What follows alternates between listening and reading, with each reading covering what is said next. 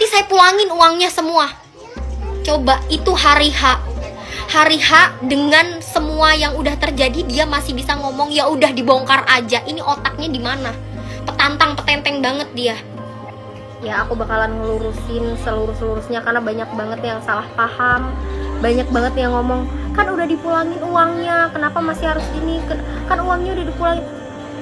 Please, kalian harus ngerti, uang itu nggak bisa ngebeli rasa malu yang udah terjadi gitu kan. Ya, jadi aku mau ceritain dari awal sampai akhir. Jadi malam itu banyak yang nanya kenapa nggak diawasin Kak dari malam. Aku jam 12 malam itu belum tidur guys, belum tidur. Aku masih mondar mandir ngeliatin dekoran. Aku tanya sama yang pasang dekor, Pak kok ini belum jadi, ini selesai nggak? Terus orangnya ngomong, kenapa Neng deg-degan ya, takut nggak selesai ya? Selesai kok, tenang aja, subuh biasanya udah selesai. Terus aku cek sama adminnya, Kak kok ini dekoran belum selesai ya, gimana ya Kak, emang nggak bisa dipercepat? Terus dia ngomong kayak gini, udah Kak, kakak tenang aja, percayakan saja sama tim dekor kita, karena aku dari awal udah di treatnya bagus sama dia. Jadi aku percaya loh, aku percaya 100% bahwa dekoran itu nanti bakalan jadi, subuh nanti itu bakalan jadi sesuai dengan apa yang aku pesen, sesuai dengan ekspektasi aku. Nggak usah sesuai dengan ekspektasi lah, maksudnya layak aja, layak untuk dilihat, layak untuk difoto. Maksudnya kayak kursi segala macem itu bener-bener jauh dari kata layak. Sampai jam 2 aku make up, jam 2 aku masih tenang karena aku belum tahu kalau dekoran itu ternyata masih kosong melompong. Maksudnya kosong melompong itu kursi kuade nggak ada, kursi akad belum ada, kursi tamu belum ada. Dan ya kalian tahu itu dekoran bukan sesuai dengan yang aku request.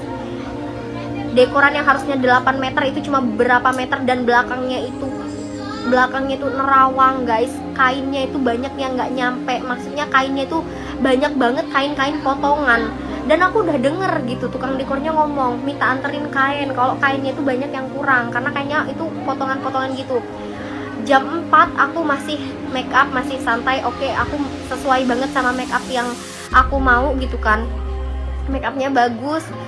Terus jam 5-nya tukang hairdo-nya datang, dan ternyata tukang hairdo itu tukang make up yang dia booking untuk pasangin siger aku, untuk hairdoin rambut aku. Kayak, hah, ini tukang make up loh, ini bukan job dia, terus dikasih buat nganuin rambut gitu kan. Akhirnya pas pasang siger itu rambut aku tuh udah acak-acakan, menyot-menyot, ada fotonya.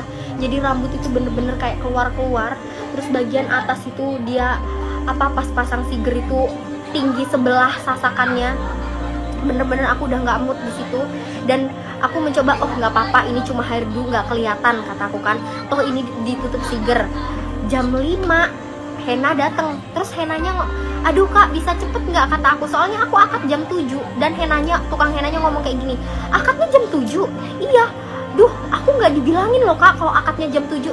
Coba, dari situ aja dia itu udah kayak nggak kayak nyepelein hal-hal yang kayak gitu kan.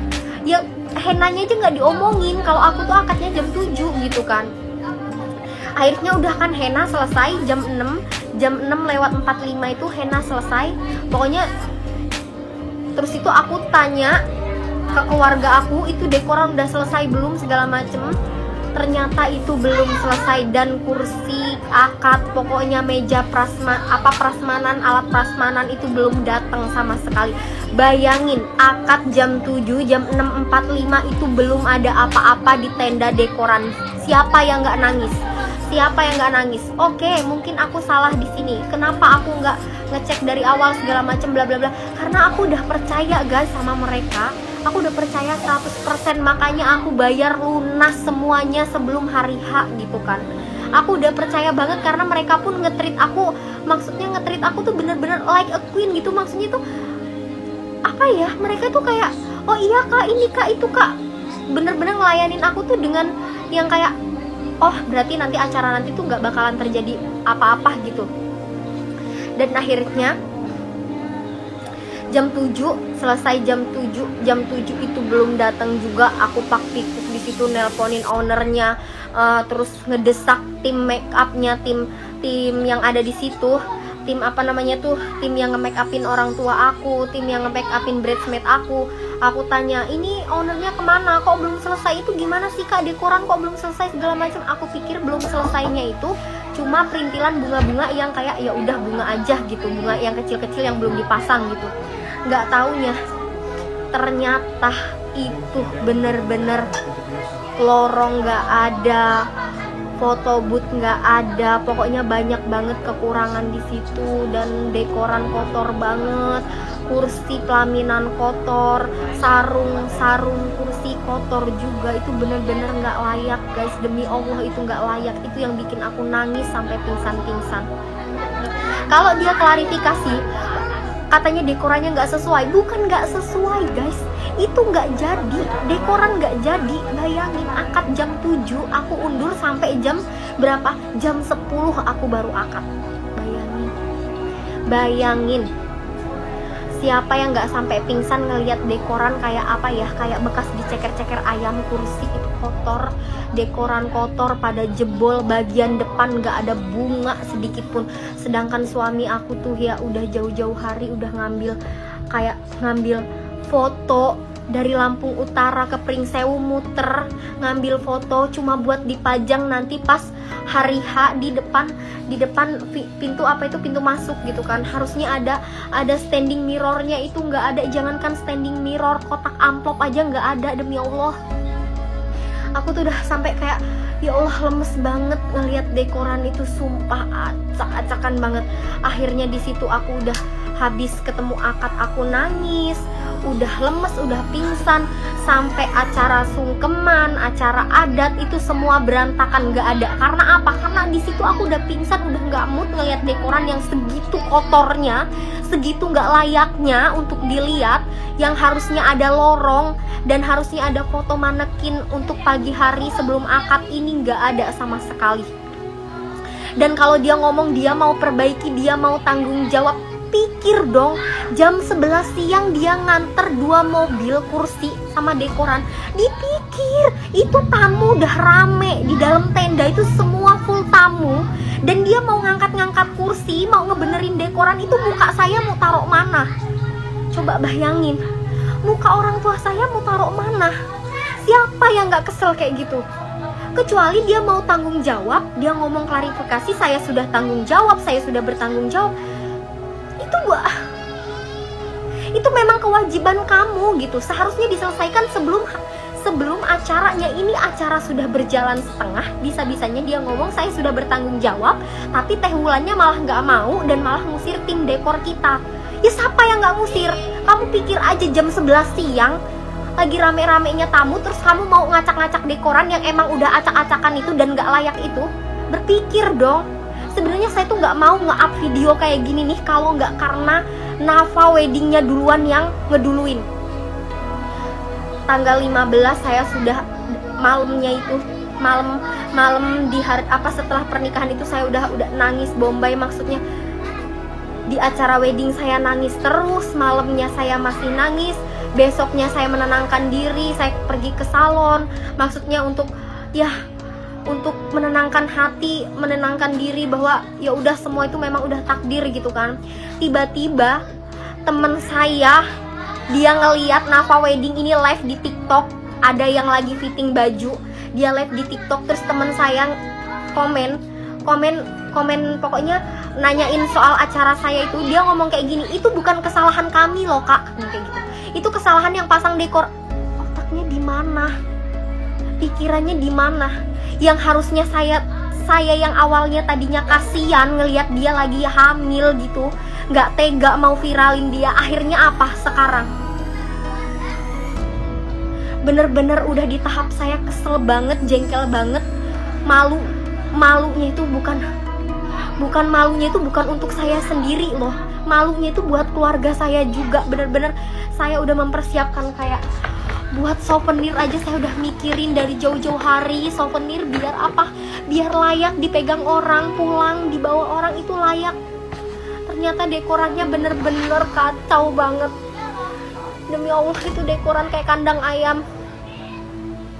Kotor dan belum siap. Makanya kalau dia bilang tidak sesuai. Bukan nggak sesuai kak, bukan nggak sesuai. Kalau nggak sesuai mungkin masih bisa saya terima.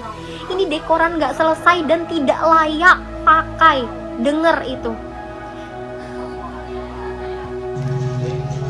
Terus kenapa sih kak, kok kakak milihnya dekorasi dari Nafa Wedding? Karena memang aku tuh sebenarnya udah udah survei beberapa tempat, dan memang dari awal aku bilang dari awal yang nge-treat like a queen itu memang dari Nafa Wedding ini. Makanya aku kayak percaya buat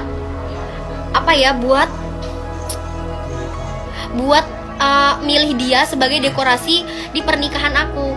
Kenapa enggak sih kak cari yang mewah sekalian? Kenapa enggak yang mahal? Karena itu kemurahan kak, 30 juta segala macam, 30 lebih lah itu pokoknya, semuanya itu lebih dari 32an atau berapa gitu.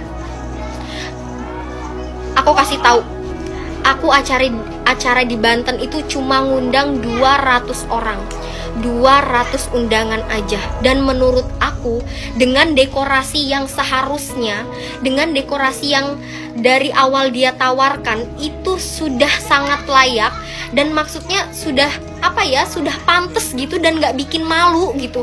Karena ya memang aku juga ngundangnya gak banyak-banyak, kecuali kayak di Lampung ini aku ngundangnya sampai 1000 orang, 1500 orang, oke, gak masalah. Aku pakai dekor yang mewah juga. Emang intinya juga acara nikah itu aku udah ngomong sama dia, kak, kalau di Banten ini aku cuma ngundang 200 orang, tapi aku gak mau acara aku ini dibuat malu. Aku gak mau sampai malu-maluin. Gimana caranya biar layak, gimana caranya biar gak jadi omongan orang.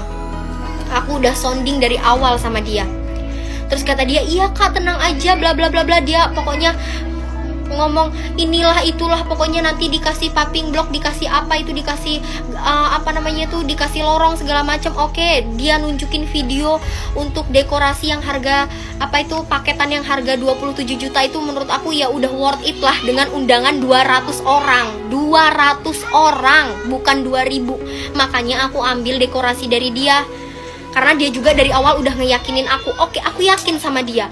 Bahkan sebelum hari H pun aku udah lunasin semua, udah aku bayar, karena aku percaya sama dia. Tapi apa kenyataannya? Ketika hari H bener-bener semua diacak-acak, bener-bener semua acak-acakan, sampai aku nangis, sampai pingsan-pingsan, bener-bener kayak aku udah mikirin konsumsi dari jauh-jauh hari. Untuk hidangan udah aku pikirin, ada rendang, ada udang, ada sate, ada ayam, ada daging, ada apa lagi, ada ikan. Aku udah mikirin ke situ. Untuk minumannya aku udah mikirin, ada es dawet, ada es yang es kuwut itu ijo-ijo. Aku untuk makanannya juga aku udah mikirin, ada empe-empe, ada tekwannya, ada apa lagi tuh, baksonya. Aku udah mikirin ke situ loh, biar walaupun undangan yang 200 orang itu aku nggak malu gitu. Dan ternyata dipermaluinnya itu bukan dari makanan yang kurang, bukan dari sambutan yang kurang, tapi bener-bener dari dekorasinya. Oke lah kalau dekorannya maksudnya itu tidak sesuai, itu dalam kata lain aku pesennya A, dia kasihnya B, oke, masih oke gitu. Ini bener-bener dekoran belum jadi, dekoran gak layak. Dan kalau ada yang ngomong, kan udah dikembaliin kak uangnya 15 juta. Hey, kalian pikir momen sekali seumur hidup itu bisa dibayar dengan 15 juta? Terus bagaimana dengan persiapan saya yang mempersiapkan seragam, mempersiapkan makanan, souvenir, dan lain-lain, mempersiapkan tenaga, pikiran, hancur gitu aja. Sebenarnya saya nggak mau nge-up seperti ini di TikTok, itu saya nggak mau. Tapi saya ngerasa kok Nafa Wedding ini setelah melakukan hal seperti ini sama saya, dia nggak ada ngerasa bersalah ya, nggak ada ngerasa iba ya. Karena pas sore dia minta maaf jam 3, pas hari H itu dia ke rumah, dia ngomong, kayaknya kak setelah kejadian ini aku nggak bakalan terima vendor dulu, nggak bakalan terima bookingan dulu, kayaknya aku bakalan evaluasi dulu, sambil nangis-nangis muka melas dia itu. Dan ternyata pulang dari lokasi besoknya dia nge-live, dan temen aku komen, dia malah jawab, itu bukan tanggung jawab kami, itu salah yang ngedekor. Ini pikirannya di mana? Segini aku udah nahan gak mau ngeviralin dia, tapi dia sendiri yang ngomong kayak gitu. Siapa yang gak sakit hati? Bahkan kalaupun dia balikin semua uangnya, itu gak bakalan bisa ngebeli rasa malu aku. Aku udah sampai nangis-nangis mikirin ini gimana kalau owner aku jauh-jauh dari Bandung, dari mana, dari Jakarta dateng ke pernikahan aku, ngeliat dekoran kayak gitu, yang dimana depannya aja itu bener-bener tali rapiah. Ya Allah, tali rapiah, bayangin, tali rapiah amburadul, jebol, kotor, kayak aku sampai gak bisa berkata-kata lagi.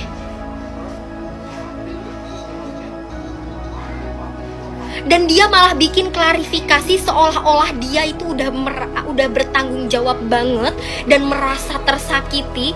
Itu yang bikin aku kesel.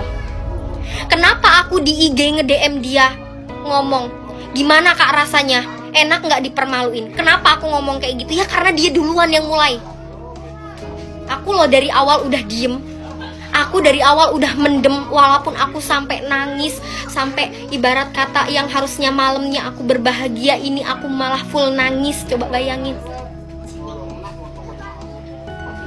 Yang awalnya aku gak mau ngeviralin segala macam, akhirnya aku up seperti ini karena aku gak mau pengantin-pengantin lain yang memang cuma ngelaksanain satu acara terus tiba-tiba rusak gara-gara dia itu aja. Aku gak mau korbannya bertambah lagi. Kasian. Oke lah kalau aku mungkin setelah acara di Banten aku masih ada acara di Lampung. Tapi kalau misalnya terjadi di pengantin lain yang memang cuma bikin acara sekali aja seumur hidup, itu rasanya gimana?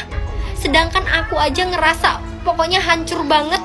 Semua yang udah dipersiapin, aku pengen foto kayak gini, pengen konten kayak gini, sampai aku nyewa wedding content creator. Akhirnya apa? Akhirnya cuma buat ngevideoin aku nangis doang. Itu sakit banget loh. Dan bisa-bisanya suaminya ngomong, setelah ditelepon temen aku, dia ngomong kayak gini, terus maunya gimana? Maunya dibongkarin dekoran.